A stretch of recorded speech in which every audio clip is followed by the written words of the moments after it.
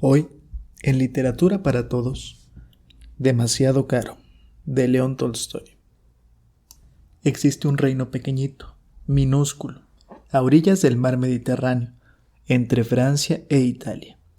Se llama Mónaco y cuenta con 7.000 habitantes, menos que un pueblo grande.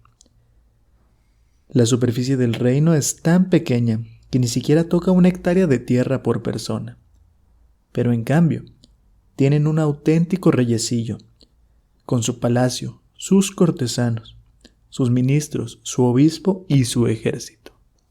Este es poco numeroso, en total unos 60 hombres, pero no deja de ser un ejército. El reyecillo tiene pocas rentas. Como por doquier en este reino hay impuestos para el tabaco, el vino y el alcohol, y existe la capitación. Aunque se bebe y se fuma, el reyecillo no tendría medios de mantener a sus cortesanos y a sus funcionarios, ni podría mantenerse él, a no ser por un recurso especial. Ese recurso se debe a una casa de juego, a una ruleta que hay en el reino. La gente juega y gana o pierde, pero el propietario siempre obtiene beneficios y paga buenas cantidades al reyecillo. Las paga porque no queda ya en toda Europa una sola casa de juego de este tipo. Antes las hubo en los pequeños principados alemanes, pero hace cosa de 10 años los prohibieron, porque traían muchas desgracias. Llegaba un jugador, se ponía a jugar, se entusiasmaba, perdía todo su dinero y, a veces, incluso el de los demás. Luego, en su desesperación, se arrojaba al lago o se pegaba un tiro. Los alemanes prohibieron a sus príncipes que tuvieran casas de juego, pero no hay quien pueda prohibir esto al reyecillo de Mónaco. Por eso, solo ahí queda una ruleta. Desde entonces, todos los aficionados al juego van a Mónaco, pierden su dinero y el beneficio es para el rey. Por medio de un trabajo honrado no puede uno construirse palacios. El reyecillo de Mónaco sabe que eso no está bien, pero ¿qué hacer? Es necesario vivir. ¿No es mejor mantenerse de los impuestos sobre el alcohol o el tabaco? Así es como vive ese reyecillo. Reina, amasa dinero y gobierna, desde su palacio, lo mismo que los grandes reyes. Lo mismo que ellos, se corona, organiza desfiles y paradas, concede recompensas, a justicia, indulta, celebra consejos, decreta y juzga. Gobierna como los auténticos reyes. La única diferencia es que en Mónaco todo es pequeño. Una vez, hace cosa de 5 años, hubo un crimen en el reino. El pueblo de Mónaco es pacífico, y nunca había ahí sucedido tal cosa. Se reunieron los jueces para juzgar al asesino. En el tribunal había jueces, fiscales, abogados y jurados. Después de juzgarlo, lo condenaron, según la ley, a la última pena, la decapitación. Presentaron la sentencia al rey. Este la confirmó. No había más remedio que ajusticiar al criminal. La única desgracia es que no hubiese en el reino guillotina ni verdugo. Después de pensarlo mucho, los ministros decidieron escribir al gobierno francés, preguntándole si podía mandarles la máquina y el verdugo para cortar la cabeza al criminal. Al mismo tiempo, pidieron que los informase, a ser posible, de los gastos que esto supondría. Al cabo de 1 semana, recibieron la contestación. Podían enviar la máquina y el verdugo. Los gastos ascendían a 16.000 francos.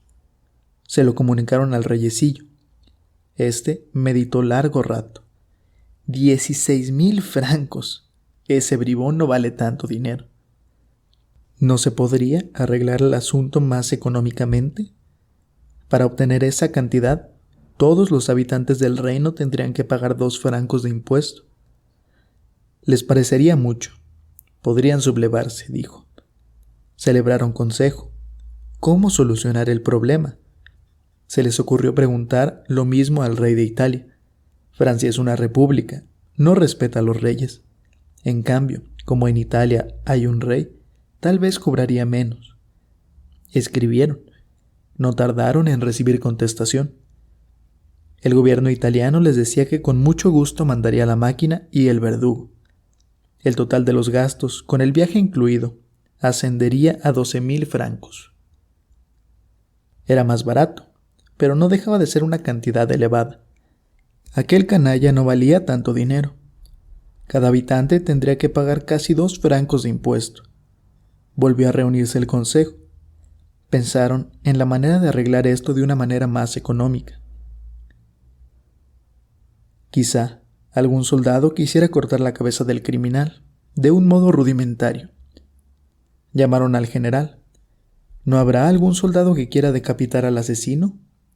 Sea como sea, cuando van a la guerra matan, y es lo que se les enseña. El general habló con sus soldados. ¿Quería alguno cortar la cabeza del criminal? Todos se negaron. No sabemos hacer esto. No lo hemos aprendido, dijeron. ¿Qué hacer? Meditaron mucho. Nombraron un comité, una comisión y una subcomisión. Por fin, hallaron el medio de arreglar el asunto.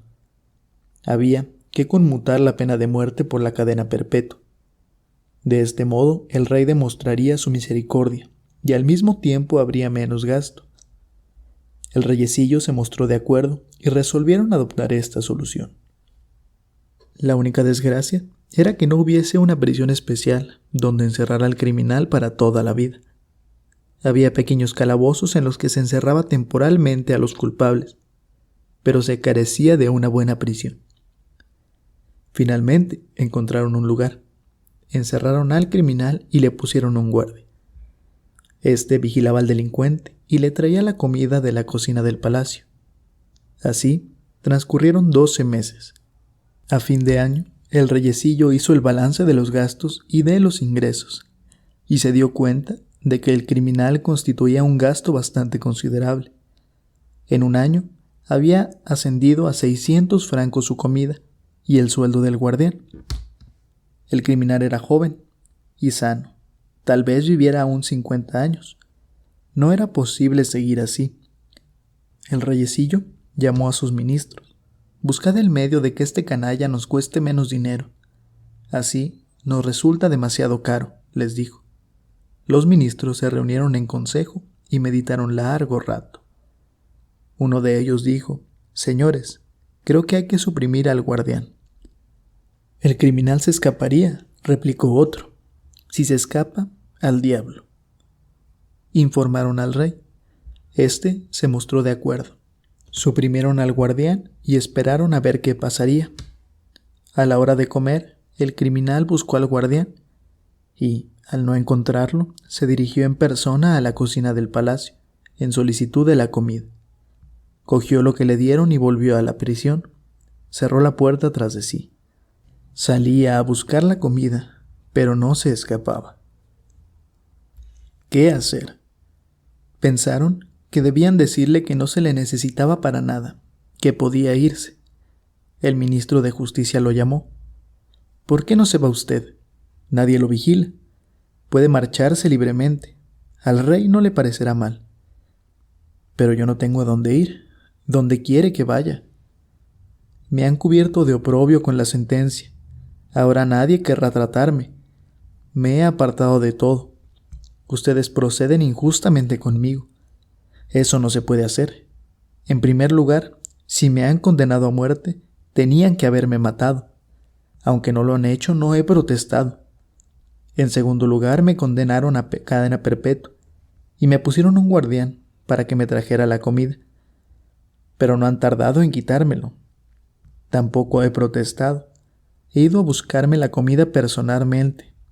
Ahora me dicen que me vaya, pero esta vez arréglenselas como quieran. No pienso irme, replicó el criminal. De nuevo celebraron consejo. ¿Qué hacer? ¿Qué solución tomar? El criminal no se iba. Después de pensarlo mucho, decidieron asignarle una pensión.